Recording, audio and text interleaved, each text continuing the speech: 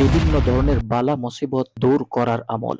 কোরআনে বর্ণিত আল্লাহ তাআলা বলেন, লা ইলাহা ইল্লা আনতা সুবহানাকা ইন্নী কুনতু মিনাজ জালিমিন। এই আয়াতে আল্লাহ তাআলা ইরশাদ করেছেন, আমি নবী ইউনূসের প্রার্থনা মঞ্জুর করেছি। তাকে দুঃখ থেকে মুক্তি দিয়েছি। অনুরূপভাবে যে মুমিনরা এই দোয়া পড়বে তাদেরও বিভিন্ন বালা মুসিবত থেকে মুক্তি দিব।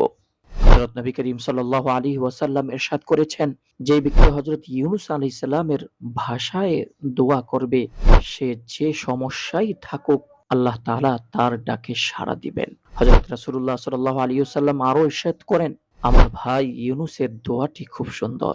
এর প্রথম অংশে আছে কালিমায়ে তাইয়্যিবা, মাঝের অংশে আছে তাসবিহ আর শেষের অংশে আছে অপরাধের স্বীকারোক্তি।